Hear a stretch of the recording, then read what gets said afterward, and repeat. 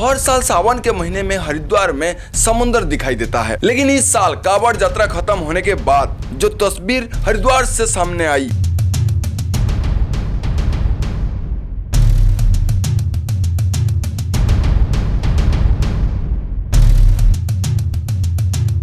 दो 2026 में 4.8 करोड़ कांवड़िया हरिद्वार पहुंचे।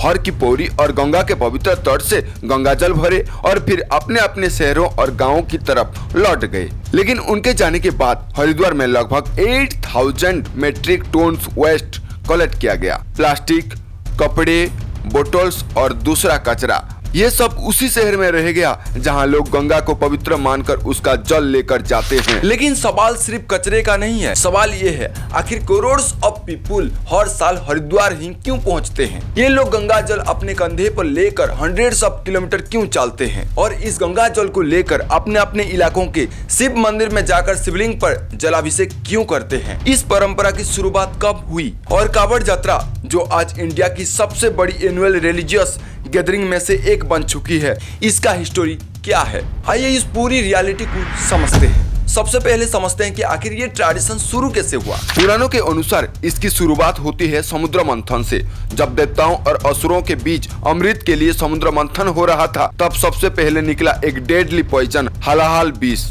ये विष इतना खतरनाक था कि पूरे ब्रह्मांड को जलाकर भस्म कर सकता था। भगवान शिव ने स्थिति को बचाने के लिए इस विष को अपने गले में धारण कर लिया, जिसे उनका गला नीला पड़ गया और उन्हें नीलकंठ कहा गया। लेकिन इस विष की गर्मी और दाह इतनी ज्यादा थी कि शिव जी के शरीर को ठंडा करने के लिए सभी देवताओं ने उन पर गंगा जल अर्पित करना शुरू किया।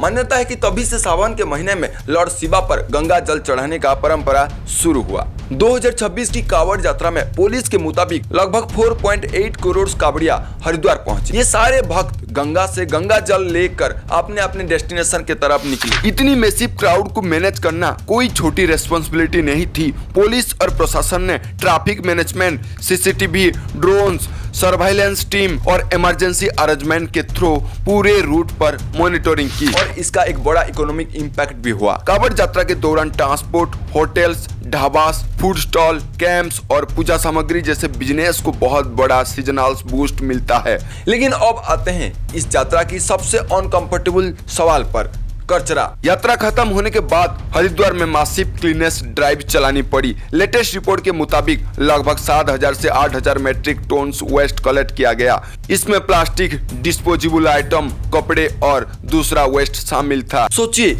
एक तरफ करोड़ ऑफ भक्त गंगा को पवित्र मानकर गंगा जल ले जा रहे हैं और दूसरी तरफ उसी यात्रा के बाद इतना बड़ा वेस्ट मैनेजमेंट चैलेंज सामने आ रहा है। गंगा से गंगा जल लेना सिर्फ आस्था है, लेकिन गंगा को साफ रखना भी तो हमारी जिम्मेदारी है। आप इस पूरे इश्यू को कैसे देखते हैं? अपनी राय कमेंट बॉक्स में जरूर कीजिए, वीडियो को लाइक कीजिए और चैनल को सब्सक्राइब कीजिए। जय हिंद।